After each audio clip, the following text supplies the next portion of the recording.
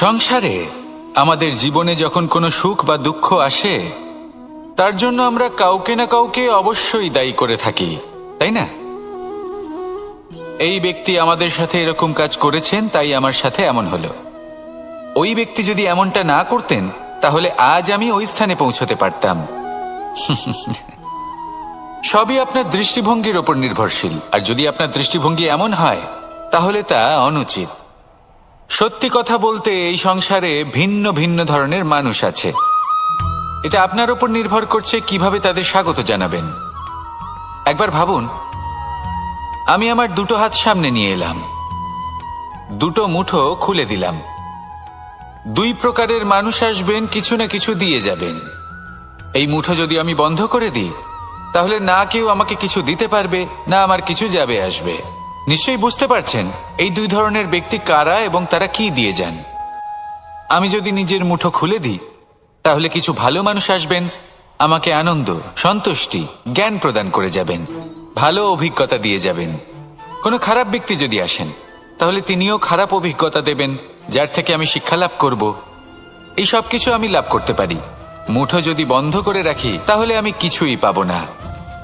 দেখুন, এই সংসারে প্রত্যেকের জীবনে এইরকম।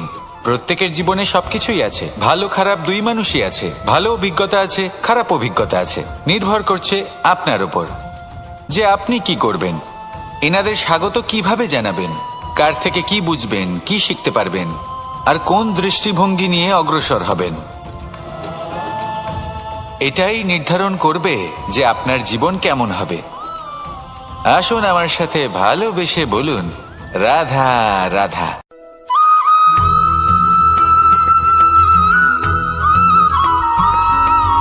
কথায় আছে, প্রত্যেক পুত্র তার পিতার প্রতিচ্ছবি হয়, আর সমস্ত প্রতিচ্ছবি চায় যেন সে তার অস্তিত্ব প্রাপ্ত করতে পারে। পুত্র চায় সে যেন তার পিতার মতো হয়, বা কখনো কখনো তার থেকেও শ্রেষ্ঠ হয়। সেটা কোনো অনুচিত ব্যাপার নয়। অনুচিত তখন হয় যখন পুত্র নিজের পিতার মতো হবার স্বপ্ন পূরণ করতে গিয়ে বা তার থেকেও শ্রেষ্ঠ হওয়ার স্বপ্ন পূরণে অনুচিত পথের আশ্রয় নেয়। কারণ তারপরে সে তার পিতার গুণগুলি আত্মসাৎ করতে চায় না। সে শুধুই এটা চায় যে সংসারের চোখে যেন আমি শ্রেষ্ঠ প্রমাণিত হই। এটা অনুচিত। সংসারে এমন অনেক মানুষ আছেন যারা এই কারণে শ্রেষ্ঠ হবার চেষ্টা করেন যাতে তার পরিবারের, তার পিতার সম্মান বৃদ্ধি পায়। এমনও মানুষ থাকেন, আর এটাই হলো পার্থক্য উদ্দেশ্যের। মনে রাখবেন, যদি আপনার উদ্দেশ্য শুভ হয় তাহলে পথও শুভ হবে, যদি আপনার উদ্দেশ্য অশুভ হয় তাহলে পথও অশুভ হবে। তাহলে নিজের পিতার মতো হবার চেষ্টা অবশ্যই করুন, তার থেকেও শ্রেষ্ঠ হওয়ার চেষ্টা অবশ্যই করুন, কিন্তু মনে রাখবেন আপনার সংকল্প আর আপনার উদ্দেশ্য এই দুই শুভ হওয়া উচিত। তাহলে আসুন আর আমার সাথে ভালোবেসে বলুন, রাধা রাধা।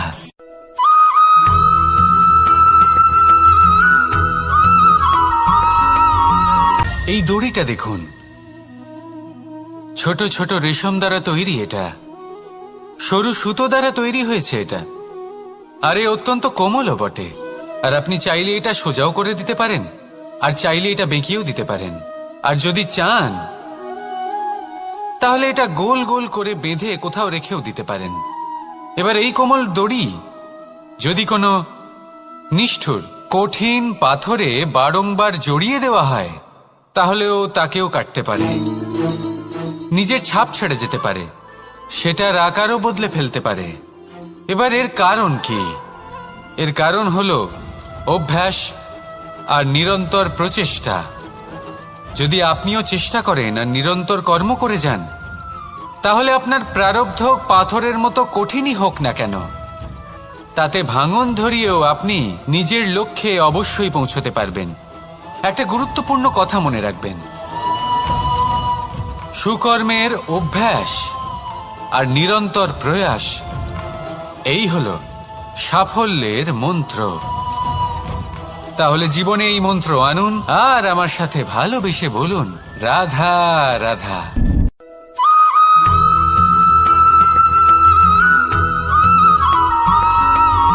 জীবনে অগ্রসর হওয়ার জন্য আমাদের কাকে প্রয়োজন হয়? মাতা পিতা, বন্ধু, প্রেম, সাহায্য, অর্থ, পরিশ্রম, আশা। ভিন্ন ভিন্ন মানুষ ভিন্ন ভিন্ন বিকল্প চয়ন করে। যদি আমি আপনাকে বলি তাহলে জয় আর পরাজয়ের মন্ত্র দুটো শব্দের উপর নির্ভর করে, মেনে নেওয়া আর দৃঢ় হওয়া। যদি মেনে নেন তাহলে হেরে যাবেন, যদি দৃঢ় হন তাহলে নিশ্চিত রূপে জয়ী হবেন। যদি কখনো আপনি ক্লান্ত হয়ে ওঠেন, আপনি দুঃখী হন, পুরোপুরি ভেঙে পড়েছেন, তখন মেনে নেবেন না যে আপনি ভেঙে পড়েছেন, নয়তো হেরে যাবেন। তখন উল্টে স্থির করবেন যে যাই হয়ে যাক না কেন আমি জয়ী হবই। আর আপনি দেখবেন যে জয় নিশ্চিত রূপে আপনার কাছেই আসবে। তাহলে এই কথা মনে রাখবেন আর আমার সাথে ভালোবেসে বলবেন, রাধা রাধা।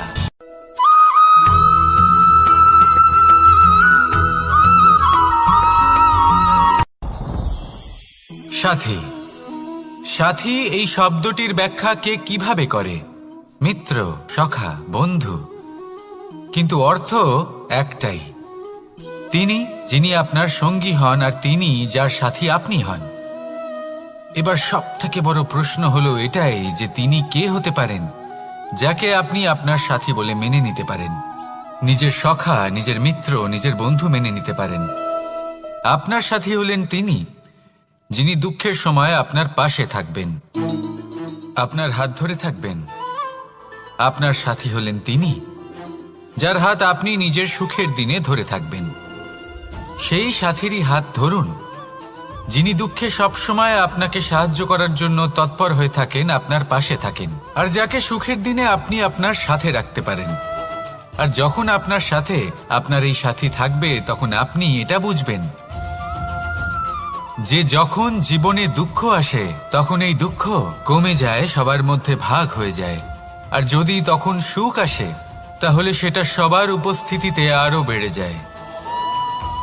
এটাই হলো প্রেম, এটাই হলো ভালোবাসা, এটাই হলো সঙ্গ। যেমন সম্পর্ক আমার আর রাধার মাঝে। তাহলে আসুন আর আমার সাথে ভালোবেসে বলুন, রাধা রাধা।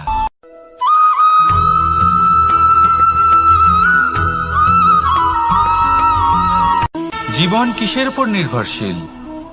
ধনের ওপর, বৈভবের অনুভব যদি আপনি করতে চান তাহলে তা পাবেন শুধু একতার দ্বারা, সংগঠনের দ্বারা। যদি আপনাকে উদাহরণ দিই, নিজের এই হাতটাকে দেখুন, 5টা আঙুল রয়েছে। কোনো একটা বস্তুকে নিজের একটা আঙুল দ্বারা তুলে ধরার চেষ্টা করে দেখুন, বড়ই কষ্ট হবে। তখন আপনি বুঝতে পারবেন যখন এই 5টি আঙুল একত্রিত হয় তখন কোনো কাজ কতটা সহজ হতে পারে। এটাই হলো শক্তি একতার। সব থেকে ভালো উদাহরণ যদি আপনাকে দিই তাহলে বাঁশি। এই বাঁশি থেকে অত্যন্ত মধুর সুর নির্গত হয় যা সবার মন প্রসন্ন করে দেয়। এই কথা সত্যি, কিন্তু এই বাঁশি আমি একটা বা দুটো আঙুল দিয়ে বাজাতে পারবো না। আমাকে প্রত্যেকটা আঙুল ব্যবহার করতেই হবে, তবেই এর থেকে মধুর সুর নির্গত হবে যা সকলকে প্রসন্ন করবে, ঠিক কিনা? ঠিক এইভাবেই যদি আপনি চান যে আপনার জীবনরূপী বাঁশি থেকেও মধুর সুর নির্গত হোক বা সবার মনকে প্রসন্ন করে তুলুক, তাহলে আপনাকেও জীবনে একতা নিয়ে আসতেই হবে। আপনি একাও কর্ম করতে পারেন, পথ চলতেও পারেন, সামনেও এগোতে পারেন, সাফল্যও লাভ করতে পারেন। কিন্তু যখন সকলে একসাথে এগোবেন, সেই পথে চলবেন, সেই কর্মই করবেন, তখন লক্ষ্যে অবশ্যই পৌঁছবেন, সাফল্য অবশ্যই লাভ করবেন। কিন্তু সেই সাফল্য এবং তার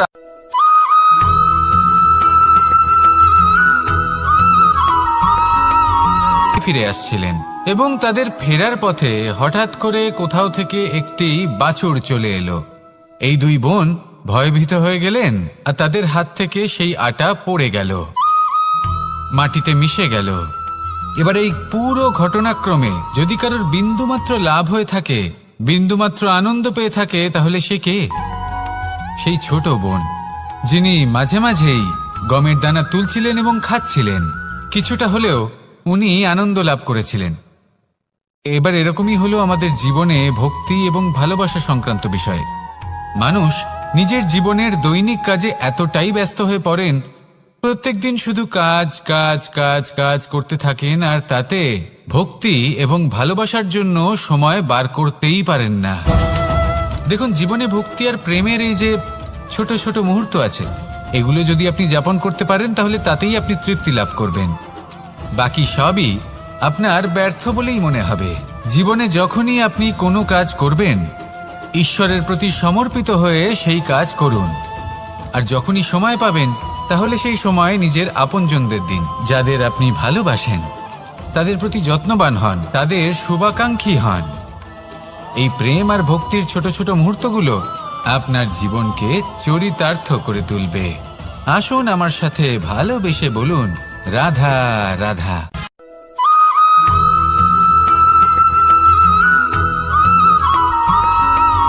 মানুষের একটি সমস্যা আছে যে মানুষ সাফল্যকে মাপতে থাকেন, লক্ষ্যের দিকে নজর দেন না। না উচিত সময় খাবার খান, না উচিত সময় ঘুমোতে যান, না পর্যাপ্ত সময় পর্যন্ত ঘুমন, কিছুই না। ধন অর্জন করতেই থাকেন, আর কিছু সময় পরে যখন তিনি অসংখ্য ধন লাভ করে ফেলেন, তখন তার সাথে ওনার শরীরে অনেক রোগ বাসা বাঁধে। এইসব রোগের উপচার করতে করতে সেই সমস্ত ধন যা উনি অর্জন করেছেন তা তিনি ব্যয় করে ফেলেন। শেষ পর্যন্ত কি হয়? আমরা যেভাবে এসেছি ঠিক সেইভাবেই ফিরে যাই, ধন এখানেই থেকে যায়। দেখুন, একটা অত্যন্ত গুরুত্বপূর্ণ কথা রয়েছে যে আপনার বোঝা উচিত। এই যে ধন, তার ব্যবহার করুন জীবনকে আরো ভালো করে তোলার জন্য। ধনের সদ্ব্যবহার করা উচিত, এমন যেন না হয় এই ধন আপনাকে ভোগ করে ফেলে। এই জীবনকে নিশ্চিত রূপে আরো শ্রেষ্ঠ করে তুলুন। কিন্তু এই ধন অর্জন করার এই প্রক্রিয়াতে নিজের সারা জীবনকে নষ্ট করে ফেলবেন না। এই জীবন উপভোগ করতে শিখুন, আর আমার সাথে ভালোবেসে বলুন, রাধা রাধা।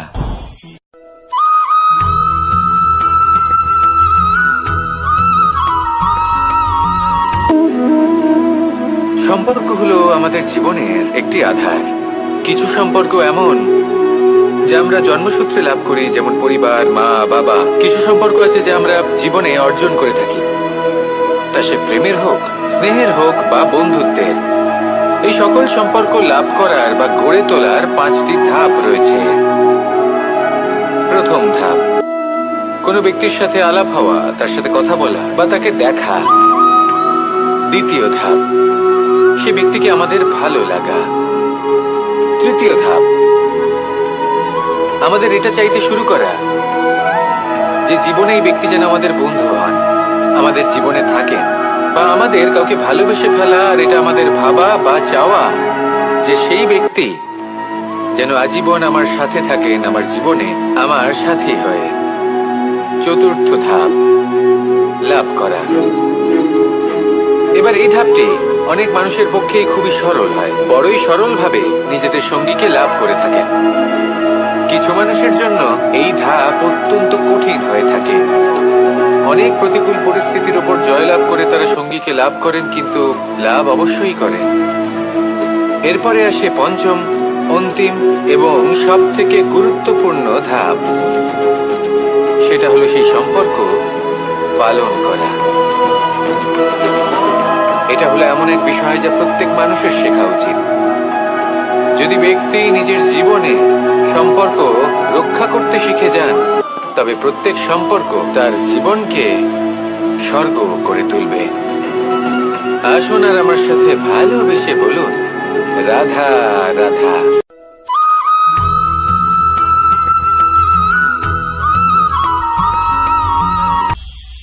এটা হলো ধান গাছ।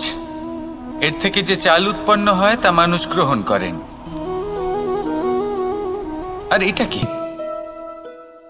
এই সংসারে আপনি কি নিয়ে তুলনা করবেন, যেখানে সূর্যদেব চন্দ্রমা দুজনেই আছেন, দুজনেই হলেন বিশেষ, দুজনেই নিজ নিজ সময়ে উদিত হন। এদের মধ্যে একজন না থাকলে তাহলে আমাদের জীবন কঠিন হয়ে পড়বে। ঠিক সেইভাবেই আপনি যদি একটা বড় রেখা অঙ্কন করেন, তাহলে অন্য রেখাটি ছোট হয়ে পড়ে না। সে তেমনই থাকে যেমনটা সে ছিল। আপনার অস্তিত্ব কখনো ছোট বা বড় হতে পারে না। শুধু তুলনা করার জন্য আপনার এটা মনে হতে পারে।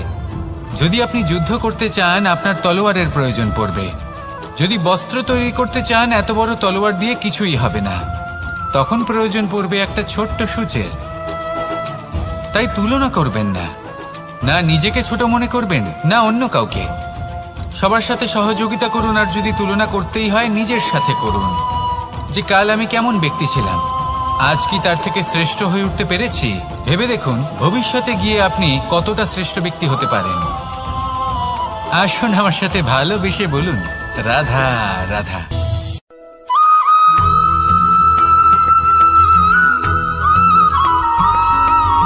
ফিরে আসছিলেন এবং তাদের ফেরার পথে হঠাৎ করে কোথাও থেকে একটি বাছুর চলে এলো। এই দুই বোন ভয়ভীত হয়ে গেলেন, আর তাদের হাত থেকে সেই আটা পড়ে গেল, মাটিতে মিশে গেল। এবার এই পুরো ঘটনাক্রমে যদি কারোর বিন্দুমাত্র লাভ হয়ে থাকে, বিন্দুমাত্র আনন্দ পেয়ে থাকে, তাহলে সে কে? সেই ছোট বোন, যিনি মাঝে মাঝেই গমের দানা তুলছিলেন এবং খাচ্ছিলেন। কিছুটা হলেও উনি আনন্দ লাভ করেছিলেন। এবার এরকমই হলো আমাদের জীবনে ভক্তি এবং ভালোবাসা সংক্রান্ত বিষয়। মানুষ নিজের জীবনের দৈনিক কাজে এতটাই ব্যস্ত হয়ে পড়েন, প্রত্যেকদিন শুধু কাজ কাজ কাজ কাজ করতে থাকেন, আর তাতে ভক্তি এবং ভালোবাসার জন্য সময় বার করতেই পারেন না। দেখুন, জীবনে ভক্তি আর প্রেমের এই যে ছোট ছোট মুহূর্ত আছে, এগুলো যদি আপনি যাপন করতে পারেন, তাহলে তাতেই আপনি তৃপ্তি লাভ করবেন। বাকি সবই আপনার ব্যর্থ বলেই মনে হবে। জীবনে যখনই আপনি কোনো কাজ করবেন, ঈশ্বরের প্রতি সমর্পিত হয়ে সেই কাজ করুন। আর যখনই সময় পাবেন, তাহলে সেই সময় নিজের আপনজনদের দিন, যাদের আপনি ভালোবাসেন, তাদের প্রতি যত্নবান হন, তাদের শুভাকাঙ্ক্ষী হন। এই প্রেম আর ভক্তির ছোট ছোট মুহূর্তগুলো আপনার জীবনকে চরিতার্থ করে তুলবে। আসুন আমার সাথে ভালোবেসে বলুন, রাধা রাধা।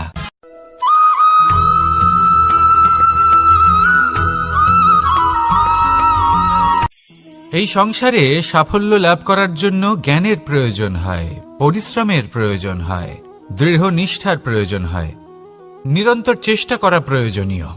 কিন্তু আরো কিছু আছে যা অত্যন্ত প্রয়োজনীয় এবং গুরুত্বপূর্ণ। তা হলো ভালো বন্ধু। তাদের থাকা অত্যন্ত প্রয়োজনীয়। যদি ভালো বন্ধু থাকে, তাহলে সময় এলে তারা ঢাল হয়ে আপনাকে সুরক্ষা করবেন। সময় এলে অস্ত্রের মতো শত্রুকে সংহারও করবেন। যদি তিনি জ্ঞানী হন, তাদের মধ্যে সদ্গুণ থাকে, তাহলে এই সব গুণ আপনার মধ্যেও প্রবেশ করবে। তাহলে সাফল্যের জন্য ভালো বন্ধু পাওয়া অত্যন্ত প্রয়োজনীয়। কিন্তু শুধু বন্ধু কেন, ভালো শত্রুও থাকা প্রয়োজনীয়। এবার আপনি ভাববেন, আমি কি বললাম?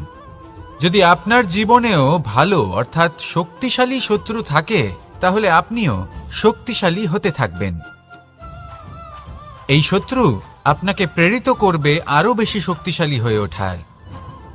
কখনো কোনো হরিণকে দেখুন, তীব্র গতিতে দৌড়তে থাকে। কেন তীব্র গতিতে দৌড়য়? এই কারণে নয় যে কোথাও তার জন্য মধুর ঘাস অপেক্ষা করে রয়েছে, না। সে এই কারণে তীব্র গতিতে দৌড়য় কারণ সেটা না করলে তার পেছনে একটি সিংহ আছে যে ওকে নিজের ভোজন করে ফেলবে। তাই জীবনে বিপদ, সংকট, এই সবকিছুও হলো অত্যন্ত গুরুত্বপূর্ণ। তার সম্মুখীন হতে শিখুন, আর আমার সাথে ভালোবেসে বলুন, রাধা রাধা।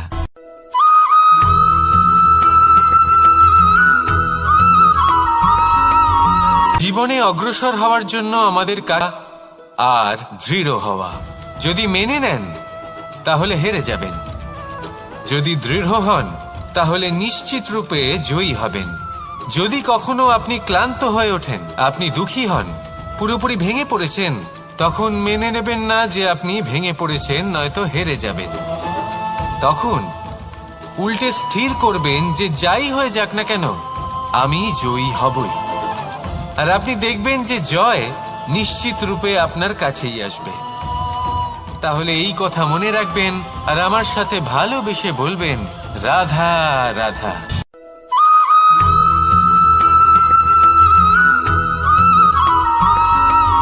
জীবনে যখন কোনো ব্যক্তি নিজের লক্ষ্য প্রাপ্তির জন্য নিরন্তর পরিশ্রম করতে থাকেন, চেষ্টা করতে থাকেন, তখন তিনি কষ্ট অনুভব করেন, কখনো শারীরিক কষ্ট, কখনো মানসিক কষ্ট। এবার উনি এটা ভাবতে থাকেন যে আমি কি উচিত করছি নাকি অনুচিত করছি। কারণ অন্যদিকে এমন একজন ব্যক্তিও আছেন যিনি একদমই পরিশ্রম চেষ্টা করছেন না। তিনি মদিরা পান করেন, বিলাসিতায় জীবন কাটান, অলস প্রকৃতির হয়ে ওঠেন, নিদ্রাতে বিলীন হয়ে থাকেন আর ভাবেন যে তিনি সুখ লাভ করছেন।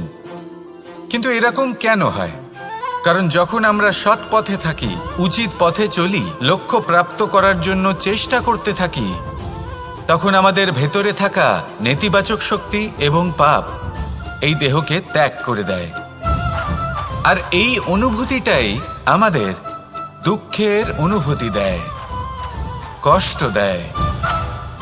এবার সেখানে যদি আমরা কুপথে চলি, অনুচিত পথে চলতে থাকি, তাহলে আমাদের ভেতরে থাকা পুণ্য এবং ধনাত্মক শক্তি আমাদের দেহ ত্যাগ করে দেয়।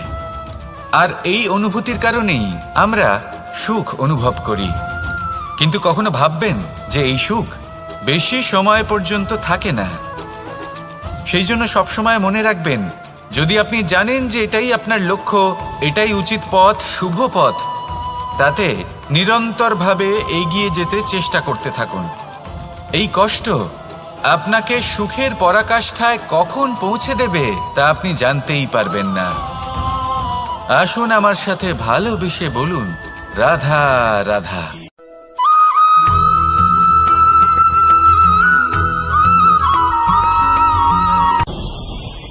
ভয়ের সাথে আমরা সবাই পরিচিত, কষ্টও আমরা সবাই পেয়েছি।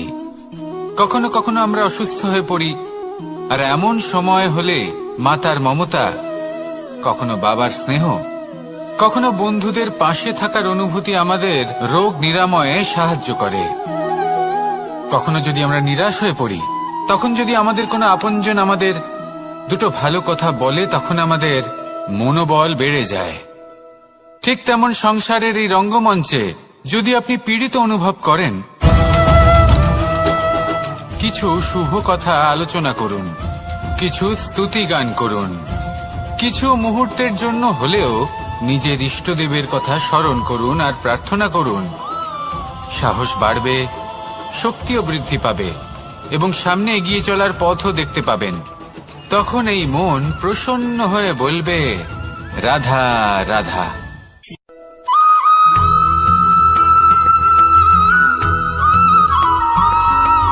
প্রত্যেক মানুষ যাকে ধারণ করা যেতে পারে, আর ধারণ শুধু সেটাই করা যায় যা পবিত্র। পবিত্র শুধু তাকেই বলা হয় যা নিঃস্বার্থ, যার মধ্যে শাসন করার কোনো ইচ্ছে নেই, যা সরলভাবেই প্রবাহমান, জল এবং বায়ুর মতো। যখন কোনো ব্যক্তি ধর্মকে ধারণ করেন এবং সেই ধর্ম সেই ব্যক্তিকে রক্ষা করে, তখন তাকে ধর্ম বলা হয়। ধর্ম যা রক্ষা করে অহংকার থেকে, খারাপ চিন্তার হাত থেকে। সেই জন্য পুরুষার্থ গড়ে তোলার আগে, ধর্ম পালন করার আগে ধর্মের প্রকৃত অর্থ কি সেটা বুঝে নিন। এটা জেনে রাখুন যে সমস্ত ধর্মের আধার, সমস্ত ধর্মের ভিত শুধুমাত্র ভালোবাসা। আসুন আর এই ভালোবাসার সাথেই বলুন, রাধা রাধা।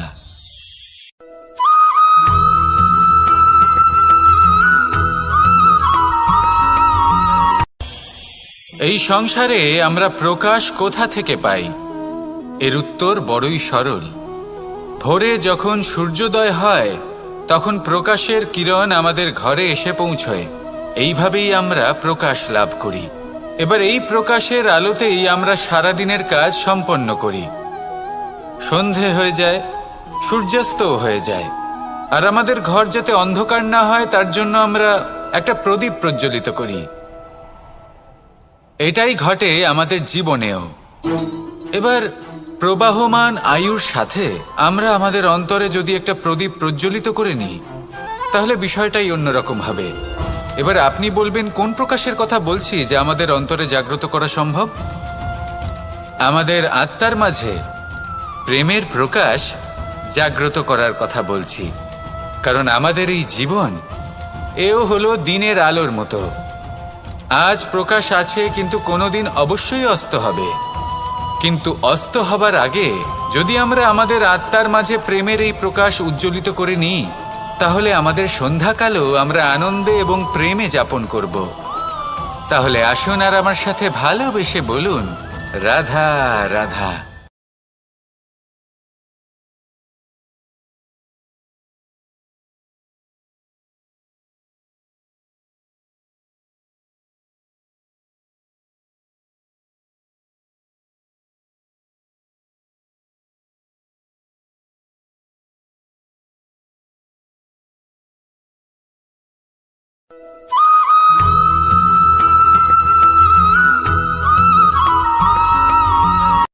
সংসারে আমাদের জীবনে যখন কোনো সুখ বা দুঃখ আসে, তার জন্য আমরা কাউকে না কাউকে অবশ্যই দায়ী করে থাকি, তাই না?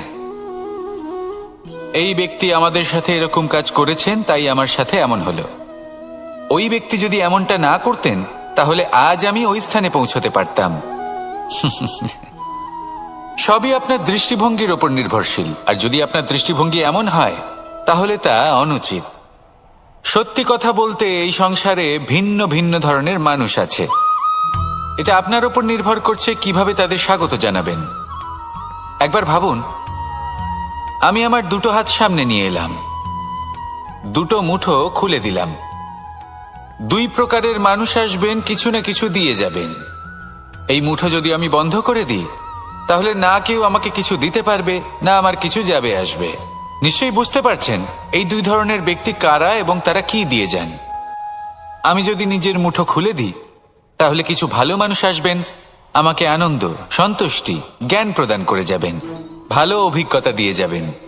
কোনো খারাপ ব্যক্তি যদি আসেন, তাহলে তিনিও খারাপ অভিজ্ঞতা দেবেন, যার থেকে আমি শিক্ষা লাভ করব। এই সব কিছু আমি লাভ করতে পারি। মুঠো যদি বন্ধ করে রাখি, তাহলে আমি কিছুই পাবো না। দেখুন, এই সংসারে প্রত্যেকের জীবনে এইরকম। প্রত্যেকের জীবনে সবকিছুই আছে, ভালো খারাপ দুই মানুষই আছে। ভালো অভিজ্ঞতা আছে, খারাপ অভিজ্ঞতা আছে। নির্ভর করছে আপনার উপর যে আপনি কি করবেন, এনাদের স্বাগত কিভাবে জানাবেন, কার থেকে কি বুঝবেন, কি শিখতে পারবেন, আর কোন দৃষ্টিভঙ্গি নিয়ে অগ্রসর হবেন। এটাই নির্ধারণ করবে যে আপনার জীবন কেমন হবে। আসুন আমার সাথে ভালোবেসে বলুন, রাধা রাধা।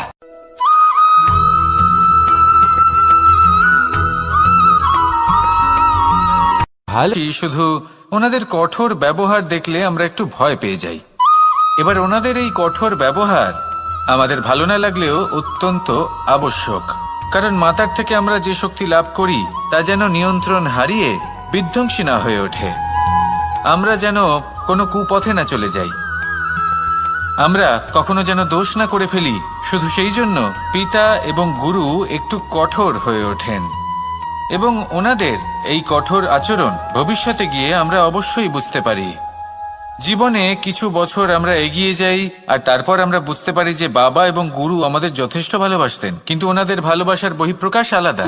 প্রয়োজনীয় হলো এটা দেখার, এটা বোঝার যে শুরু থেকে আমাদের প্রতি ওনাদের আচরণ কেমন ছিল। ওনাদের কঠোর হওয়ার পেছনে ওনাদের ভালোবাসাটা বোঝার চেষ্টা করুন, ওনাদের চিন্তাটা বোঝার চেষ্টা করুন, ওনাদের পথপ্রদর্শনের আড়ালে আপনার ভবিষ্যতের জন্য যে পরিকল্পনা ওনারা করেছেন সেটা বোঝার চেষ্টা করুন। তখন আপনারা বুঝতে পারবেন ওনাদের ভালোবাসাকে। আপনার মনের মধ্যে আপনা থেকেই ওনাদের প্রতি সম্মান জেগে উঠবে। নিজের পিতা এবং নিজের গুরু এই দুজনের প্রতি কৃতজ্ঞতা প্রকাশ করুন, আর আমার সাথে ভালোবেসে বলুন, রাধা রাধা।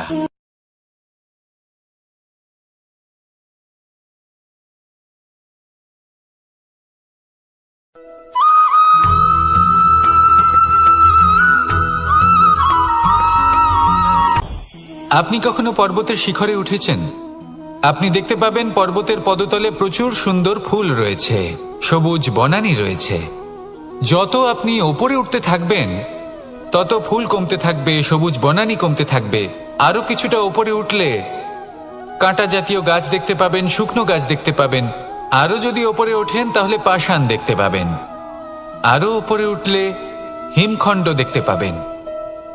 এই যে পর্বত, তা মনুষ্য জীবনের সবথেকে উত্তম উদাহরণ। মানুষ যখন সাফল্যের শিখরে পৌঁছতে চান, মহানুভবতার শিখরে পৌঁছতে চান, পথে যত আস্তে আস্তে উপরে উঠতে থাকেন, ততই ভৌতিক বস্তু তার থেকে বিচ্ছিন্ন হতে থাকে। যদি তিনি সেই ভৌতিক বস্তুগুলি ত্যাগ না করতে পারেন, তাহলে কখনোই সেই স্থানে পৌঁছতে পারবেন না। আর মানুষ যদি উচিত ত্যাগ করতে পারেন, পথে অগ্রসর হতে থাকেন, এগোতে থাকেন, তাহলে একদিন না একদিন তিনি মহানুভবতার, জ্ঞানের, সাফল্যের হিমের স্বাদ অবশ্যই লাভ করবেন। মনে রাখবেন, মানব জীবনে ত্যাগ হলো অত্যন্ত গুরুত্বপূর্ণ অংশ। আসুন আমার সাথে ভালোবেসে বলুন, রাধা রাধা।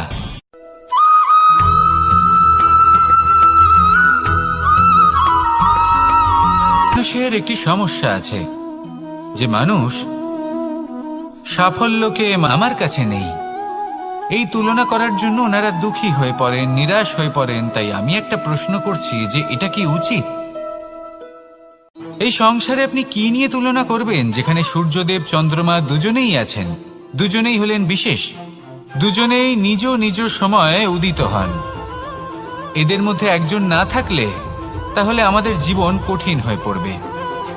ঠিক সেইভাবেই আপনি যদি একটা বড় রেখা অঙ্কন করেন, তাহলে অন্য রেখাটি ছোট হয়ে পড়ে না, সে তেমনই থাকে যেমনটা সে ছিল।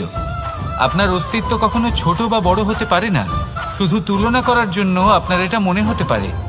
যদি আপনি যুদ্ধ করতে চান, আপনার তলোয়ারের প্রয়োজন পড়বে। যদি বস্ত্র তৈরি করতে চান, এত বড় তলোয়ার দিয়ে কিছুই হবে না, তখন প্রয়োজন পড়বে একটা ছোট্ট সূচের। তাই তুলনা করবেন না, না নিজেকে ছোট মনে করবেন, না অন্য কাউকে। সবার সাথে সহযোগিতা করুন, আর যদি তুলনা করতেই হয়, নিজের সাথে করুন। যে কাল আমি কেমন ব্যক্তি ছিলাম, আজ কি তার থেকে শ্রেষ্ঠ হয়ে উঠতে পেরেছি? ভেবে দেখুন ভবিষ্যতে গিয়ে আপনি কতটা শ্রেষ্ঠ ব্যক্তি হতে পারেন। আসুন আমার সাথে ভালোবেসে বলুন, রাধা রাধা।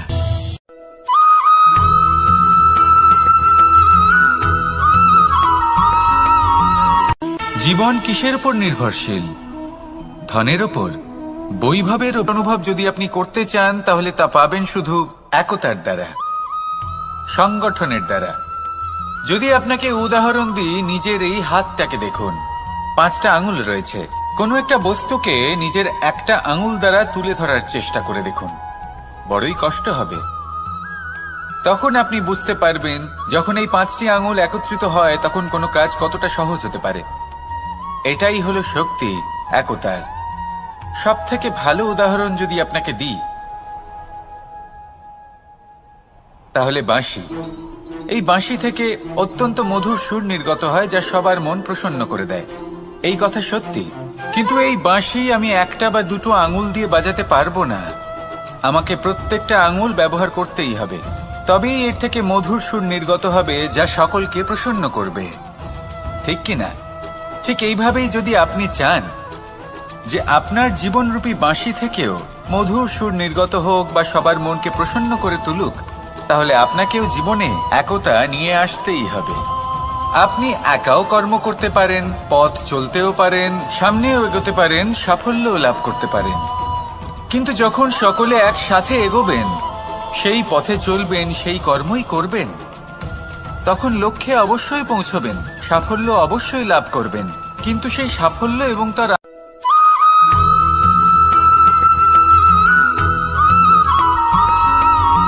কখনো কখনো আমরা ভাবি যে কোনো ব্যক্তি যিনি ধর্মের পথে চলেছেন, যদি তার দ্বারা কোনো ভুল হয়ে থাকে, তাহলে নিয়তি তাকে সেই মুহূর্তেই কঠোর শাস্তি দেন। কিন্তু সেই সব মানুষ যারা সংসারের সব থেকে বড় অধর্মী, বহু নিকৃষ্ট মানের কাজ করেন, তাদের নিয়তি অনেক সুযোগ দেন। তাদের নিয়তি এরকম কঠোর প্রহার করেন না। এই ভাবনা কখনো না কখনো মনে আসেই। ভেবে দেখুন কেন? আসলে জীবনকে বেশিরভাগ মানুষ একভাবেই দেখে থাকেন, বিভিন্ন স্তরে একে দেখা উচিত। এবার আপনি বলুন, এই সংসারে কোনো অধর্মী কখনো প্রেরণার উৎস হতে পারেন? কখনোই নয়। যে মানুষ নিজের আত্মাকে মলিন করে ফেলেছেন, তিনি এই সংসারকে কিভাবে প্রেরণা যোগাবেন? উনি নিজেই বুঝতে পারেন না কোনটা করা উচিত, ধর্ম কোনটা। তাই নিয়তি তাকে একটা সুযোগ দেন, এটা বোঝার সুযোগ দেন যে কোনটা উচিত, কোনটা ধর্ম। সুযোগ দেন নিজের বিবেক জাগিয়ে তোলার, তাকে সুযোগ দেন নিজের অন্তরাত্মার ডাক শোনার। যখন তাতেও কাজ হয় না, তখন নিয়তির কাছে একটাই পথ বাকি থাকে, আর তা হল মহাবিনাশ। মহাবিনাশ হয়তো দেরিতেই আসতে পারে, কিন্তু তা অবশ্যই আসবে। আর যখন মহাবিনাশ আসে, তখন মহাবিনাশের যন্ত্রণা সমগ্র মানব জীবনের যন্ত্রণার থেকে অনেক বেশি হয়। এই কথাটা সবসময় মনে রাখবেন। আর অন্যদিকে যে মানুষ ধর্মের পথে চলছেন, তার দ্বারা যদি কোনো ভুল হয়ে থাকে, তখন নিয়তি তার পরীক্ষা নেন। কিছুক্ষণের জন্য মানুষের মনে হতে পারে নিয়তি তাকে কঠোর শাস্তি দিয়েছেন,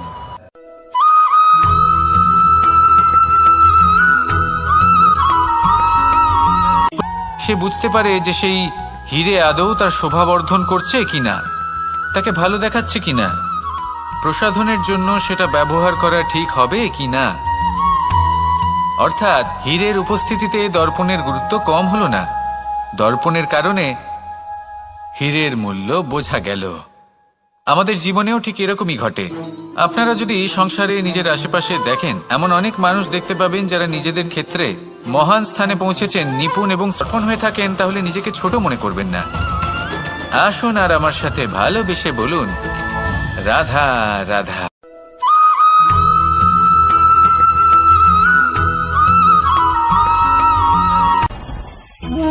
ভোজন। এবার ভোজন সংগ্রহ করার জন্য মানুষ কি না করেন, সব সময় চেষ্টা করতে থাকেন। ফসল উৎপাদনের জন্য অনেক পরিশ্রম করতে থাকেন, কিন্তু অনেক সময় অনেক পরিশ্রম করার পরেও ফসল ভালো উৎপাদন হয় না। এর কারণ কি? কারণ হলো এটাই যে আপনি পরিশ্রম হয়তো অনেক করেছেন, কিন্তু আপনার নজর তো সেই বীজের দিকে ছিলই না যা আপনি রোপণ করেছেন। সেই জন্য সব সময় কোনো বীজ রোপণ করার আগে তাকে পরখ করে দেখুন, তা অত্যন্ত আবশ্যক। আর সেইভাবেই যখনই কোনো কর্মের প্রশ্ন আসে, তাহলে সেখানে শুধুমাত্র পরিশ্রম যথেষ্ট নয়, সেই কাজের প্রতি আপনার কর্তব্য কি, আপনার উদ্দেশ্য কি, সেটা জানা হলো অত্যন্ত গুরুত্বপূর্ণ। তাই কর্ম করুন, কিন্তু সেই কর্মের প্রতি আপনার যা উদ্দেশ্য তার মাহাত্ম্য বুঝতে চেষ্টা করুন। তাহলে আসুন আমার সাথে ভালোবেসে বলুন, রাধা রাধা।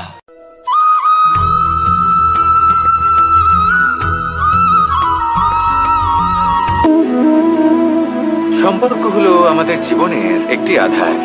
কিছু সম্পর্ক এমন যা আমরা জন্মসূত্রে লাভ করি, যেমন পরিবার, মা, বাবা। কিছু সম্পর্ক আছে যা আমরা জীবনে অর্জন করে থাকি, তা সে প্রেমের হোক, স্নেহের হোক বা বন্ধুত্বের।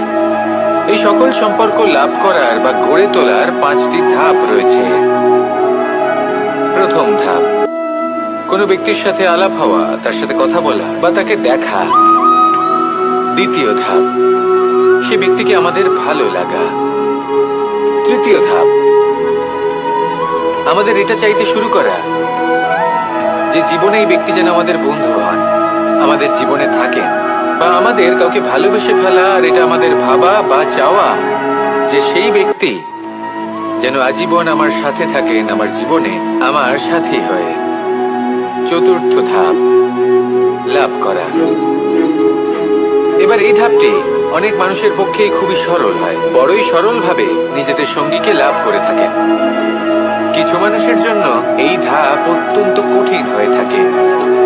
অনেক প্রতিকূল পরিস্থিতির উপর জয়লাভ করে তারা সঙ্গীকে লাভ করেন, কিন্তু লাভ অবশ্যই করেন। এরপরে আসে পঞ্চম, অন্তিম এবং সব থেকে গুরুত্বপূর্ণ ধাপ। সেটা হলো সেই সম্পর্ক পালন করা। এটা হলো এমন এক বিষয় যা প্রত্যেক মানুষের শেখা উচিত।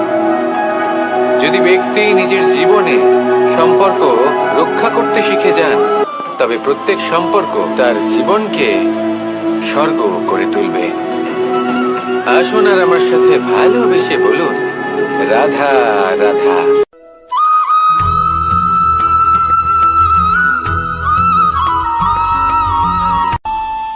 আমাদের মনে যখন কোনো প্রশ্ন ওঠে, কোনো দ্বন্দ্ব জাগে, তখন আমরা যাই আমাদের গুরুর কাছে, আমাদের আরাধ্যের কাছে গিয়ে জিজ্ঞেস করি।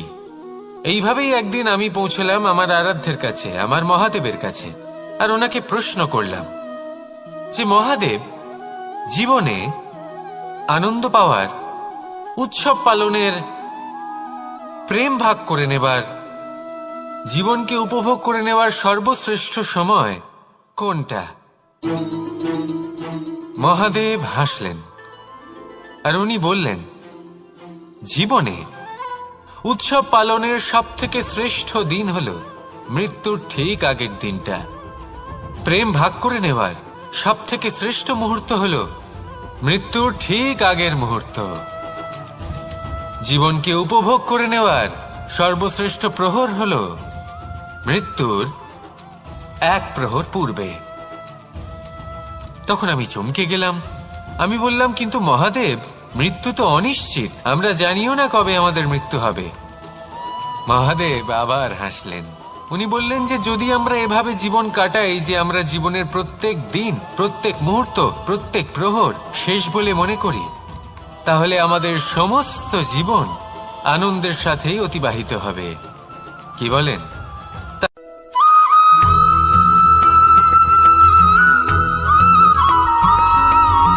টুকরো তার খুব বেশি গুরুত্ব থাকে না, কিন্তু যখন অসংখ্য পাথরের টুকরো একত্রিত হয় তখন তা পর্বতের আকার ধারণ করে। সেইভাবেই কিছু মানুষ যখন একত্রিত হন তখন তৈরি হয় পরিবার, কিছু পরিবার যখন একত্রিত হয় তখন তৈরি হয় সমাজ, যখন অনেক সংখ্যক সমাজ একত্রিত হয় তখন তৈরি হয় রাজ্য। এবার এই রাজ্যের সবথেকে গুরুত্বপূর্ণ ব্যক্তি হতে পারেন রাজা, কিন্তু তাও সেই রাজা একা কিছু করতে পারেন না। যুদ্ধ লড়ার সময় তারও নিজের সৈন্যদলকে প্রয়োজন পড়ে। কিন্তু এই সংসারে এমন একজন ব্যক্তি আছেন যিনি একাই সব কাজ করতে থাকেন, এবং সেই ব্যক্তি হলেন মা। আমাদের জীবনে একজন পিতার ভূমিকা কিন্তু নিঃসন্দেহে অমূল্য, কিন্তু আমাদের সকলের জীবনে যে ভূমিকা একজন মায়ের তা অন্য কারোর থাকে না। একজন মা একাই সন্তানকে বড় করতে পারেন, সংস্কারী করে তুলতে পারেন, তার জন্য পরিশ্রম করেন, আর এত কিছু কাজ করার পরেও তার কাজের জন্য তিনি প্রশংসা অবশ্য পান না। উল্টে যদি সেই সন্তান অনুচিত পথে চালিত হয়, অনুচিত কর্ম করে, তখন সেই মাকেই অপবাদের পাত্র হয়ে উঠতে হয়। আমাদের জীবনে মায়ের যোগদান কতটা সেটা বুঝুন। আপনাকে বড় করে তোলার জন্য উনি কতটা পরিশ্রম করেছেন সেটা বুঝুন।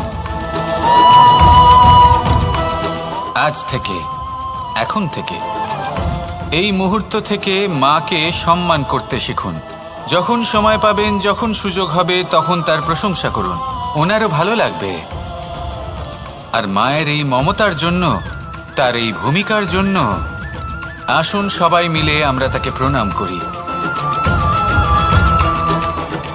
আর সকলে মিলে ভালোবেসে বলি, রাধা রাধা।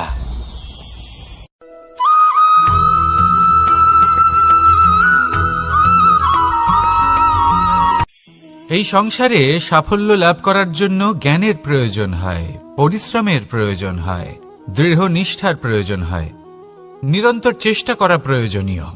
কিন্তু আরো কিছু আছে যা অত্যন্ত প্রয়োজনীয় এবং গুরুত্বপূর্ণ। তা হলো ভালো বন্ধু। তাদের থাকা অত্যন্ত প্রয়োজনীয়। যদি ভালো বন্ধু থাকে তাহলে সময় এলে তারা ঢাল হয়ে আপনাকে সুরক্ষা করবেন।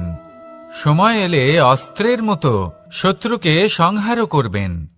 যদি তিনি জ্ঞানী হন, তাদের মধ্যে সদ্গুণ থাকে, তাহলে এই সব গুণ আপনার মধ্যেও প্রবেশ করবে। তাহলে সাফল্যের জন্য ভালো বন্ধু পাওয়া অত্যন্ত প্রয়োজনীয়। কিন্তু শুধু বন্ধু কেন, ভালো শত্রুও থাকা প্রয়োজনীয়। এবার আপনি ভাববেন, এ আমি কি বললাম? যদি আপনার জীবনেও ভালো অর্থাৎ শক্তিশালী শত্রু থাকে, তাহলে আপনিও শক্তিশালী হতে থাকবেন। এই শত্রু আপনাকে প্রেরিত করবে আরো বেশি শক্তিশালী হয়ে ওঠার। কখনো কোনো হরিণকে দেখুন, তীব্র গতিতে দৌড়তে থাকে। কেন তীব্র গতিতে দৌড়য়? এই কারণে নয় যে কোথাও তার জন্য মধুর ঘাস অপেক্ষা করে রয়েছে, না। সে এই কারণে তীব্র গতিতে দৌড়য় কারণ সেটা না করলে তার পেছনে একটি সিংহ আছে যে ওকে নিজের ভোজন করে ফেলবে। তাই জীবনে বিপদ, সংকট এই সবকিছুও হলো অত্যন্ত গুরুত্বপূর্ণ। তার সম্মুখীন হতে শিখুন আর আমার সাথে ভালোবেসে বলুন, রাধা রাধা।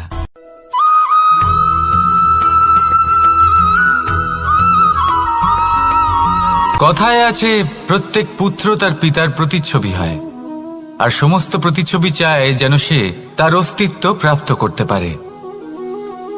পুত্র চায় সে যেন তার পিতার মতো হয়, বা কখনো কখনো তার থেকেও শ্রেষ্ঠ হয়। সেটা কোনো অনুচিত ব্যাপার নয়। অনুচিত তখন হয় যখন পুত্র নিজের পিতার মতো হবার স্বপ্ন পূরণ করতে গিয়ে বা তার থেকেও শ্রেষ্ঠ হওয়ার স্বপ্ন পূরণে অনুচিত পথের আশ্রয় নেয়। কারণ তারপরে সে তার পিতার গুণগুলি আত্মসাৎ করতে চায় না। সে শুধুই এটা চায় যে সংসারের চোখে যেন আমি শ্রেষ্ঠ প্রমাণিত হই। এটা অনুচিত। সংসারে এমন অনেক মানুষ আছেন যারা এই কারণে শ্রেষ্ঠ হবার চেষ্টা করেন যাতে তার পরিবারের তার পিতার সম্মান বৃদ্ধি পায়। এমনও মানুষ থাকেন, আর এটাই হলো পার্থক্য উদ্দেশ্যের। মনে রাখবেন, যদি আপনার উদ্দেশ্য শুভ হয় তাহলে পথও শুভ হবে, যদি আপনার উদ্দেশ্য অশুভ হয় তাহলে পথও অশুভ হবে। তাহলে নিজের পিতার মতো হবার চেষ্টা অবশ্যই করুন, তার থেকেও শ্রেষ্ঠ হওয়ার চেষ্টা অবশ্যই করুন, কিন্তু মনে রাখবেন আপনার সংকল্প আর আপনার উদ্দেশ্য এই দুই শুভ হওয়া উচিত। তাহলে আসুন আর আমার সাথে ভালোবেসে বলুন, রাধা রাধা।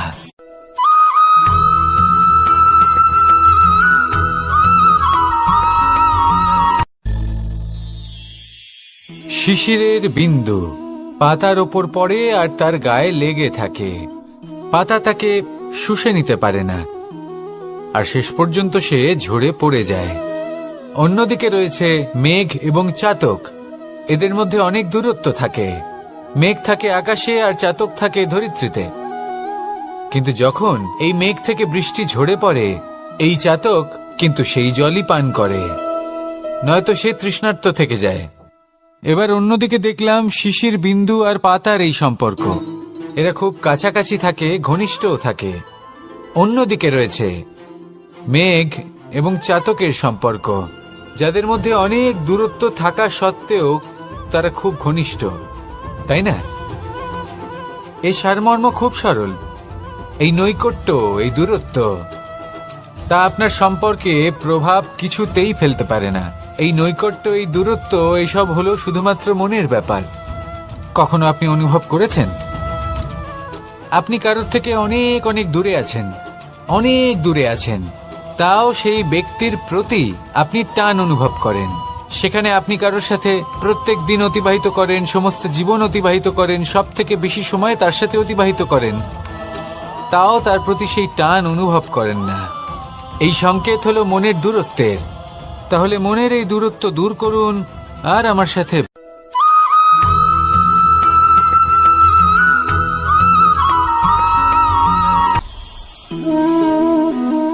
শক্তি এক অত্যন্ত বিচিত্র বস্তু, বা বলতে পারেন অনুভূতি। পিতা সবসময় চান যেন তিনি তার শক্তি পুত্রকে। আসুন আপনাকে সহজে বোঝাই। যদি আপনি সুপাত্র হন আর আপনাকে শক্তি দেওয়া হয়, তাহলে আপনি সেই শক্তির গুরুত্ব বুঝবেন, কোথায় সেই শক্তি প্রয়োগ করা উচিত সেটা বুঝবেন।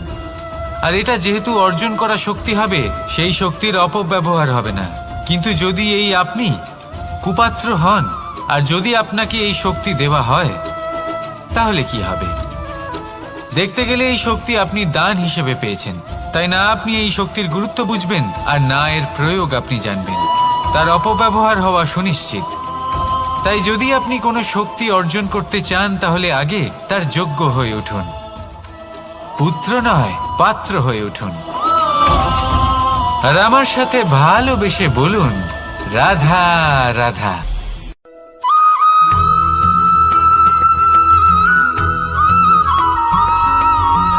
ভালো, শুধু ওনাদের কঠোর ব্যবহার দেখলে আমরা একটু ভয় পেয়ে যাই।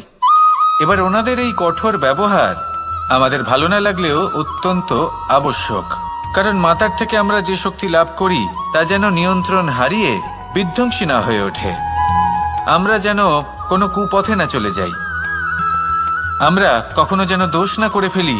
শুধু সেই জন্য পিতা এবং গুরু একটু কঠোর হয়ে ওঠেন, এবং ওনাদের এই কঠোর আচরণ ভবিষ্যতে গিয়ে আমরা অবশ্যই বুঝতে পারি। জীবনে কিছু বছর আমরা এগিয়ে যাই আর তারপর আমরা বুঝতে পারি যে বাবা এবং গুরু আমাদের যথেষ্ট ভালোবাসতেন, কিন্তু ওনাদের ভালোবাসার বহিঃপ্রকাশ আলাদা। প্রয়োজনীয় হলো এটা দেখার, এটা বোঝার যে শুরু থেকে আমাদের প্রতি ওনাদের আচরণ কেমন ছিল। ওনাদের কঠোর হওয়ার পেছনে ওনাদের ভালোবাসাটা বোঝার চেষ্টা করুন, ওনাদের চিন্তাটা বোঝার চেষ্টা করুন, ওনাদের পথপ্রদর্শনের আড়ালে আপনার ভবিষ্যতের জন্য যে পরিকল্পনা ওনারা করেছেন সেটা বোঝার চেষ্টা করুন। তখন আপনারা বুঝতে পারবেন ওনাদের ভালোবাসাকে। আপনার মনের মধ্যে আপনা থেকেই ওনাদের প্রতি সম্মান জেগে উঠবে।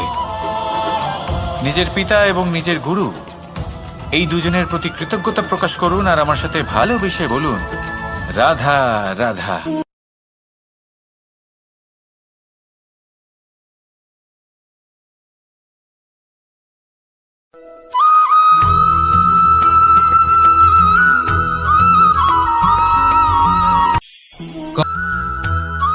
এবার এই সুতোকে ব্যবহারযোগ্য করে তোলার জন্য এই কিটগুলিকে এই কবচের সাথেই ফুটন্ত জলে ফেলে দেওয়া হয়।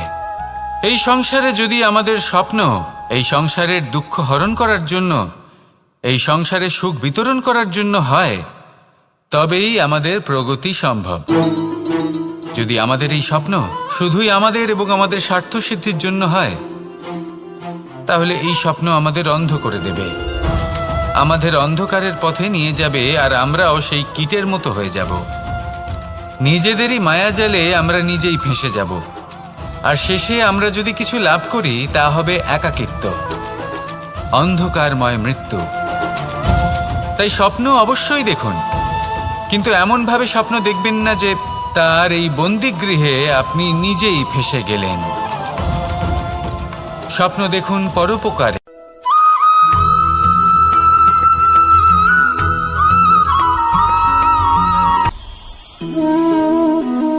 শক্তি এক অত্যন্ত বিচিত্র বস্তু, বা বলতে পারেন অনুভূতি। পিতা সবসময় চান যেন তিনি তার শক্তি পুত্রকে। আসুন আপনাকে সহজে বোঝাই। যদি আপনি সুপাত্র হন আর আপনাকে শক্তি দেওয়া হয়, তাহলে আপনি সেই শক্তির গুরুত্ব বুঝবেন, কোথায় সেই শক্তি প্রয়োগ করা উচিত সেটা বুঝবেন। আর এটা যেহেতু অর্জন করা শক্তি হবে, সেই শক্তির অপব্যবহার হবে না। কিন্তু যদি এই আপনি কুপাত্র হন আর যদি আপনাকে এই শক্তি দেওয়া হয়, তাহলে কি হবে? দেখতে গেলে এই শক্তি আপনি দান হিসেবে পেয়েছেন, তাই না আপনি এই শক্তির গুরুত্ব বুঝবেন আর না এর প্রয়োগ আপনি জানবেন। তার অপব্যবহার হওয়া সুনিশ্চিত। তাই যদি আপনি কোনো শক্তি অর্জন করতে চান, তাহলে আগে তার যোগ্য হয়ে উঠুন, পুত্র নয় পাত্র হয়ে উঠুন। আর আমার সাথে ভালোবেসে বলুন, রাধা রাধা।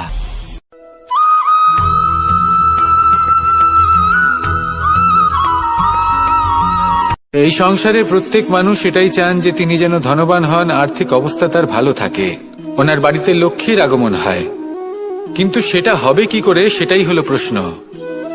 কেউ বলেন যে যদি পরিশ্রম করো তাহলে ধন অর্জন সম্ভব, কেউ বলেন যে যদি বিদ্যা লাভ হয় তবেই ধন অর্জন সম্ভব, কেউ বলেন যে যদি বলশালী হও তবেই সম্পন্ন থাকবে। ভালো কথা, যদি তাই হয়ে থাকে, তবে দিনমজুর সারা দিন পরিশ্রম করেন, তিনি কেন ধনী হন না? অনেকজন বিদ্বান মানুষ আছেন এই সংসারে, তারা কেন ধনবান হন না? অনেক সংখ্যক বলশালী ব্যক্তি আছেন, তাদের কাছে ধন নেই কেন? তাদের কেন ধনের অভাব হয়? আবার এমনও কিছু মানুষ আছেন যারা পরিশ্রম করেন, তারা দিনমজুর, কিন্তু তারা ধন অর্জন করতে পারেন।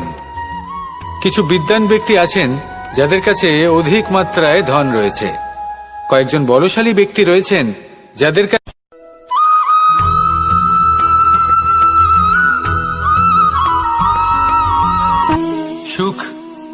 দুঃখ এবং শক্তি। এই তিন হলো এই সংসারের ত্রিদেবের মতো। আমাদের জীবনে যা কিছু ঘটছে এই তিনটির ভিত্তির উপরেই হচ্ছে। আসলে এই সংসারের একটা নিয়ম আছে, যখনই আপনি কিছু লাভ করেন এই সংসার আপনার পরীক্ষা নেয়। এটা জানার জন্য আপনার পরীক্ষা নেয় যে আপনি যা কিছুই লাভ করেছেন আপনি কি আদৌ সেটার যোগ্য কিনা। ঠিক সেইভাবেই এই সুখ, দুঃখ এবং তার খুব বেশি গুরুত্ব থাকে না, কিন্তু যখন অসংখ্য পাথরের টুকরো একত্রিত হয় তখন তা পর্বতের আকার ধারণ করে। সেইভাবেই কিছু মানুষ যখন একত্রিত হন তখন তৈরি হয় পরিবার, কিছু পরিবার যখন একত্রিত হয় তখন তৈরি হয় সমাজ, যখন অনেক সংখ্যক সমাজ একত্রিত হয় তখন তৈরি হয় রাজ্য। এবার এই রাজ্যের সবথেকে গুরুত্বপূর্ণ ব্যক্তি হতে পারেন রাজা, কিন্তু তাও সেই রাজা একা কিছু করতে পারেন না। যুদ্ধ লড়ার সময় তারও নিজের সৈন্যদলকে প্রয়োজন পড়ে। কিন্তু এই সংসারে এমন একজন ব্যক্তি আছেন যিনি একাই সব কাজ করতে থাকেন, এবং সেই ব্যক্তি হলেন মা। আমাদের জীবনে একজন পিতার ভূমিকা কিন্তু নিঃসন্দেহে অমূল্য, কিন্তু আমাদের সকলের জীবনে যে ভূমিকা একজন মায়ের তা অন্য কারোর থাকে না। একজন মা একাই সন্তানকে বড় করতে পারেন, সংস্কারী করে তুলতে পারেন, তার জন্য পরিশ্রম করেন। আর এত কিছু কাজ করার পরেও তার কাজের জন্য তিনি প্রশংসা অবশ্য পান না। উল্টে যদি সেই সন্তান অনুচিত পথে চালিত হয়, অনুচিত কর্ম করে, তখন সেই মাকেই অপবাদের পাত্র হয়ে উঠতে হয়। আমাদের জীবনে মায়ের যোগদান কতটা সেটা বুঝুন। আপনাকে বড় করে তোলার জন্য উনি কতটা পরিশ্রম করেছেন সেটা বুঝুন। আজ থেকে, এখন থেকে, এই মুহূর্ত থেকে মাকে সম্মান করতে শিখুন। যখন সময় পাবেন, যখন সুযোগ হবে, তখন তার প্রশংসা করুন, ওনারও ভালো লাগবে। আর মায়ের এই মমতার জন্য, তার এই ভূমিকার জন্য আসুন সবাই মিলে আমরা তাকে প্রণাম করি, আর সকলে মিলে ভালোবেসে বলি রাধা রাধা।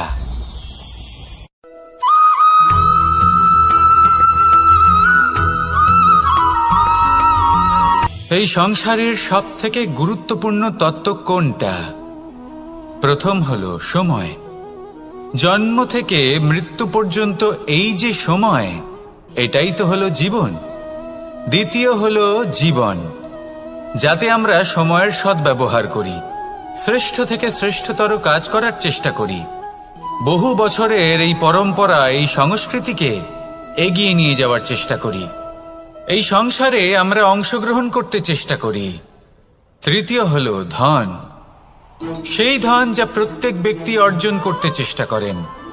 এবার এই তিনটি তত্ত্বের মধ্যে একটা সামঞ্জস্য আছে, সমান ব্যাপার আছে, সে ধনই হোক বা সময় হোক বা হোক জীবন। আর সেই সমান ব্যাপার হলো যে যদি আপনি এটা গণনা করতে থাকেন তাহলে তা কমতে থাকে, যদি আপনি এটা ব্যবহার করেন তাহলে তা বাড়তে থাকে। একে সংগঠিত করে রাখতে চেষ্টা করলে এ হাত থেকে ফসকে যায়, কিন্তু যদি আপনি একে সামলে রাখতে শিখে যান তাহলে এমন কাজ করবেন যাতে সংসারের সাথে সাথে পরবর্তী প্রজন্ম লাভবান হবে। যদি কিছু শিখতে চান তাহলে সামলাতে শিখুন, গণনা করা বা সংগঠিত করা নয়। আসুন আর আমার সাথে ভালোবেসে বলুন রাধা রাধা।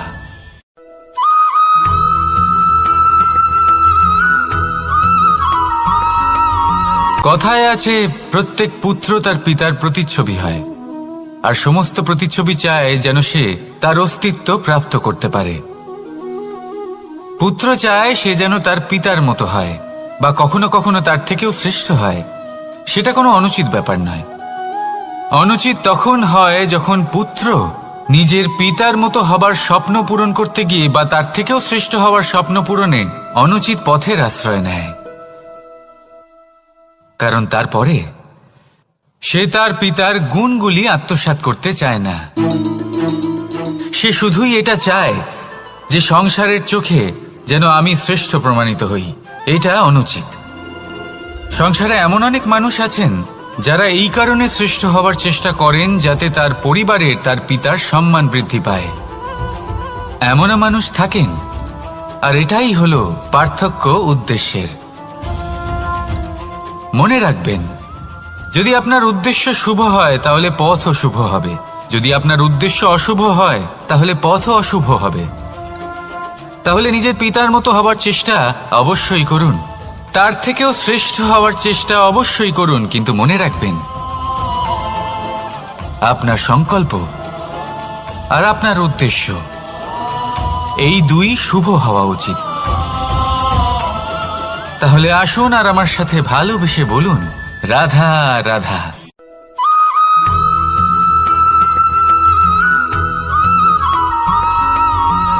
পিতা আর পুত্রের সম্পর্ক অত্যন্ত মধুর হয়ে থাকে। পিতা স্বপ্ন দেখেন, তাকে পূর্ণ করার সকল সম্ভাব্য চেষ্টা করেন, কিন্তু তাও অনেক সময় ওনার স্বপ্ন অপূর্ণ থেকে যায়। তখন পিতা ভাবেন যে স্বপ্ন উনি পূর্ণ করতে পারেননি, ওনার সন্তান তা অবশ্যই পূরণ করবে। যে স্থানে উনি কখনো পৌঁছতে পারেননি, সেই স্থানে ওনার পুত্র অবশ্যই পৌঁছবে। পিতা নিজের সন্তানের ভবিষ্যৎ নিয়ে সেই স্বপ্ন দেখেন, আর যখন সেই সন্তান সামনে এগোতে থাকে তখন তার দুঃখ হয় না, বরং গর্ব হয়। ওনার ভালো লাগে এটা দেখে যে ওনার সন্তান অনেক উন্নতি করছে। কিন্তু যখন সন্তান নিজের অভিভাবকের শক্তি দেখে, তার যশ দেখে হিংসা করতে থাকে, সমস্যা সেইখানেই শুরু হয়। সেই জন্য সকল সন্তানকে এটা মনে রাখতে হবে, দেখুন, পুত্র হবার সুবাদে, এক সন্তান হবার সুবাদে এটা হলো আপনার অধিকার যে আপনি আপনার পিতার থেকে বেশি উন্নতি করবেন। আপনার পিতাও এটাই চান, কিন্তু সুস্থভাবে এটা করুন।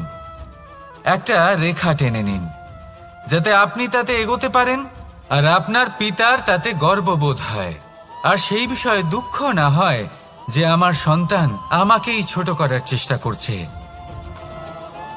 ইতিহাস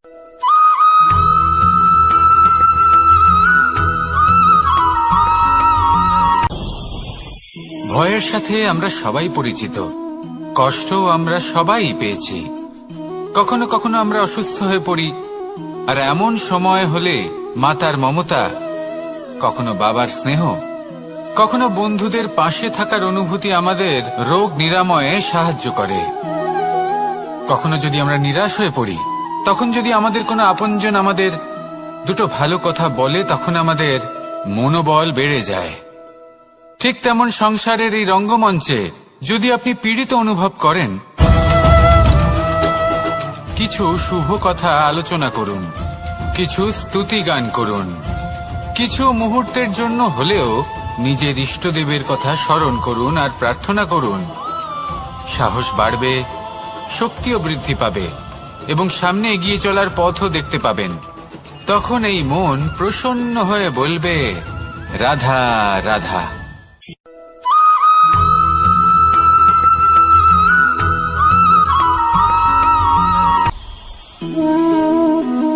শক্তি এক অত্যন্ত বিচিত্র বস্তু, বা বলতে পারেন অনুভূতি। পিতা সবসময় চান যেন তিনি তার শক্তি পুত্রকে। আসুন আপনাকে সহজে বোঝাই। যদি আপনি সুপাত্র হন আর আপনাকে শক্তি দেওয়া হয়, তাহলে আপনি সেই শক্তির গুরুত্ব বুঝবেন, কোথায় সেই শক্তি প্রয়োগ করা উচিত সেটা বুঝবেন। আর এটা যেহেতু অর্জন করা শক্তি হবে, সেই শক্তির অপব্যবহার হবে না। কিন্তু যদি এই আপনি কুপাত্র হন আর যদি আপনাকে এই শক্তি দেওয়া হয়, তাহলে কি হবে? দেখতে গেলে এই শক্তি আপনি দান হিসেবে পেয়েছেন, তাই না আপনি এই শক্তির গুরুত্ব বুঝবেন আর না এর প্রয়োগ আপনি জানবেন। তার অপব্যবহার হওয়া সুনিশ্চিত। তাই যদি আপনি কোনো শক্তি অর্জন করতে চান, তাহলে আগে তার যোগ্য হয়ে উঠুন। পুত্র নয়, পাত্র হয়ে উঠুন। আর আমার সাথে ভালোবেসে বলুন, রাধা রাধা।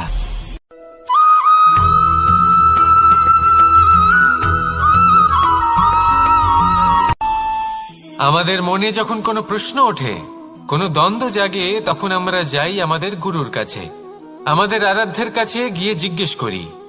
এইভাবেই একদিন আমি পৌঁছলাম আমার আরাধ্যের কাছে, আমার মহা।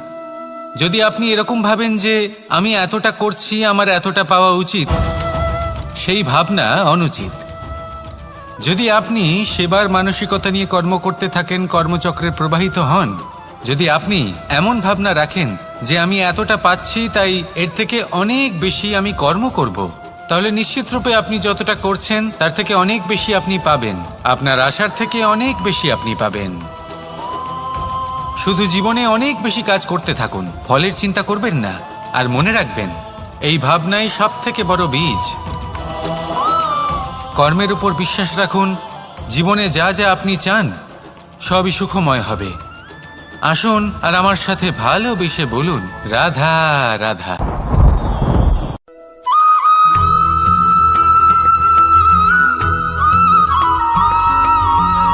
সংসারে আমাদের জীবনে যখন কোনো সুখ বা দুঃখ আসে, তার জন্য আমরা কাউকে না কাউকে অবশ্যই দায়ী করে থাকি, তাই না? এই ব্যক্তি আমাদের সাথে এরকম কাজ করেছেন, তাই আমার সাথে এমন হলো। ওই ব্যক্তি যদি এমনটা না করতেন, তাহলে আজ আমি ওই স্থানে পৌঁছতে পারতাম।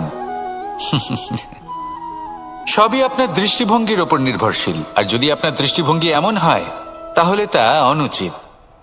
সত্যি কথা বলতে এই সংসারে ভিন্ন ভিন্ন ধরনের মানুষ আছে। এটা আপনার ওপর নির্ভর করছে কিভাবে তাদের স্বাগত জানাবেন।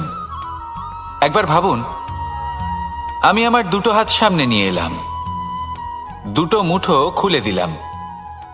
দুই প্রকারের মানুষ আসবেন, কিছু না কিছু দিয়ে যাবেন। এই মুঠো যদি আমি বন্ধ করে দিই, তাহলে না কেউ আমাকে কিছু দিতে পারবে, না আমার কিছু যাবে আসবে। নিশ্চয়ই বুঝতে পারছেন এই দুই ধরনের ব্যক্তি কারা এবং তারা কি দিয়ে যান। আমি যদি নিজের মুঠো খুলে দিই, তাহলে কিছু ভালো মানুষ আসবেন, আমাকে আনন্দ, সন্তুষ্টি, জ্ঞান প্রদান করে যাবেন, ভালো অভিজ্ঞতা দিয়ে যাবেন। কোনো খারাপ ব্যক্তি যদি আসেন, তাহলে তিনিও খারাপ অভিজ্ঞতা দেবেন, যার থেকে আমি শিক্ষা লাভ করব। এই সব কিছু আমি লাভ করতে পারি। মুঠো যদি বন্ধ করে রাখি, তাহলে আমি কিছুই পাবো না। দেখুন, এই সংসারে প্রত্যেকের জীবনে এইরকম। প্রত্যেকের জীবনে সবকিছুই আছে, ভালো খারাপ দুই মানুষই আছে, ভালো অভিজ্ঞতা আছে, খারাপ অভিজ্ঞতা আছে। নির্ভর করছে আপনার উপর যে আপনি কি করবেন, এনাদের স্বাগত কিভাবে জানাবেন, কার থেকে কি বুঝবেন, কি শিখতে পারবেন, আর কোন দৃষ্টিভঙ্গি নিয়ে অগ্রসর হবেন। এটাই নির্ধারণ করবে যে আপনার জীবন কেমন হবে। আসুন আমার সাথে ভালোবেসে বলুন, রাধা রাধা।